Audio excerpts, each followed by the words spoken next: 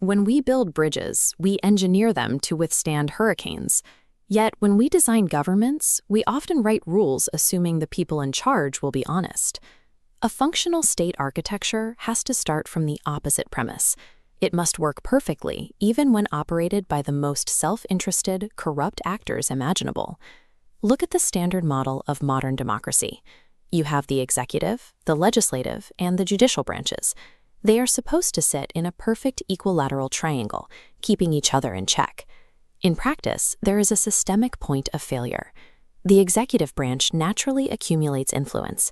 It leverages its visibility and resources to co-opt the legislature, which then appoints the judges. The triangle collapses into a single point of absolute control. We have seen this play out for decades in the Balkans. Josip Broz Tito operated within a constitution designed to formalize his absolute rule and build a cult of personality, while the assembly rubber-stamped his directives. Slobodan Milošević later used a slightly updated version of that same constitutional machinery to bypass limits and consolidate power. The architecture allowed the executive to dominate because the underlying mechanics never actually enforced separation. There was a brief period where this was temporarily halted. In the mid-2000s, Serbia experienced a divided government, where the presidency and prime minister's office were held by opposing forces, creating a fragile equilibrium. But even during that cohabitation, the Constitution itself was practically a decorative document. Article 4 promises an independent judiciary and the balance of power, but subsequent articles grant the Assembly the power to appoint the government, the judges, and all control entities. Relying on the temporary goodwill of divided leaders is a systemic vulnerability. The current Constitution contradicts its own rules. It promises independent branches, but its actual mechanics guarantee a monopoly. This flowchart illustrates a completely new architecture. Instead of 3 branches, the state is split into 4 distinct kinds of power. The goal is to institutionalize opposition, so that stability relies on structure, not goodwill. The addition here is the control branch. It operates entirely independently from the executive, the legislature, and the judiciary. This branch acts as an adversarial auditing engine. It houses all the state's watchdogs, the prosecutors, the inspectors, the constitutional court, and the state auditors. At the very apex of this branch sits the Supreme State Controller, or VDK. The mechanical selection of the VDK is the linchpin of the system. There is no appointment process and no parliamentary vote. The VDK is automatically the runner-up in the national presidential election. The winner of the election leads the executive branch. The loser automatically commands the state's ultimate auditing engine. You are legally weaponizing the executive's most motivated political rival. The VDK is granted unrestricted access to all state documents at any time.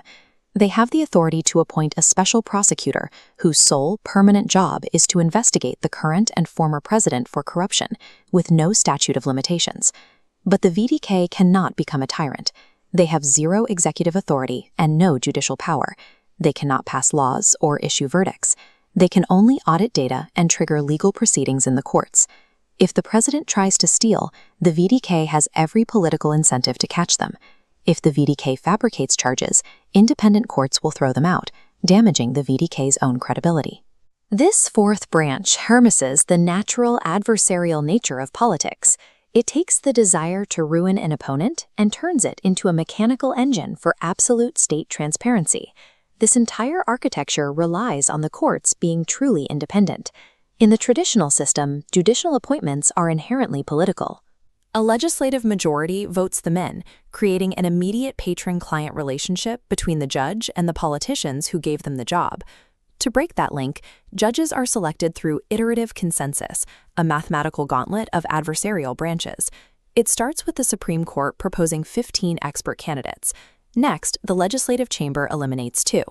The 13 pass to the High Judicial Council, which eliminates 2 more. The Senate and Constitutional Court cut the 11 candidates down to 7. Then political rivals alternate. The VDK opposition leader leaves 5, the Senate Council leaves 3, and the president leaves exactly 2. Finally, the single judge is chosen by a blind randomized draw. By alternating cuts between experts, the legislature, the opposition, and the executive, and leaving the final choice to chance, you sever the patronage chain. No single person can look at that judge and say, "I put you there." Compare that to the current Supreme Court of Cassation structure. The existing hierarchy lacks these adversarial layers, leaving it fully vulnerable to top-down political appointments. True judicial independence is enforced by an algorithm that makes political court packing mathematically impossible. That solves the high courts. But the bottom of the judicial chain is where citizens actually interact with the state. These basic courts, the osnovni sudovi, are where systemic gridlock and low-level bribery thrive. The architectural fix is to restructure these basic courts as private partnerships. They operate like modern law firms, paid strictly based on cases closed. Judges here receive no guaranteed salary. They are paid by the case, creating a ruthless incentive to clear backlogs. But if a judge rushes and a higher court overturns the verdict, they forfeit that fee entirely. This dual incentive balances the scales. Ruling too slowly yields no profit, but ruling recklessly also yields no profit. It applies free market friction directly to the justice system. It aligns the judge's financial self-interest with the citizen's demand for fast, accurate rulings. Every instance of corruption is ultimately a rational economic calculation. An official weighs the potential payout against the probability and cost of getting caught. To eliminate it, you break that equation. This chart shows the immense gap between the national average and the new compensation model. First, you maximize the reward for doing the job honestly. Elected officials are paid astronomical salaries, between 15 and 40 times the national average. Legal public service becomes highly lucrative. The condition for this wealth is absolute exclusivity. There is a total ban on any outside income, consulting fees, or secondary salaries. Then you introduce an extreme risk. A new penal code specifically targets public officials. It is called the Crime Against Democracy Law, and it is triggered by even a single instance of proven financial corruption. If convicted, the penalty is total asset confiscation. The state seizes every bank account, property, and hidden asset from the official and their connected network. The family is then relocated to basic military barracks, mandated to perform menial labor. This penalty replaces quiet incarcerations with a highly visible, humiliating deterrent. The cost of taking a bribe is losing everything and sweeping streets. This severe financial kill switch only works because the architecture supports it. The Supreme State Controller is highly motivated to find the corruption, and the independently selected judges cannot be bought off to dismiss the case.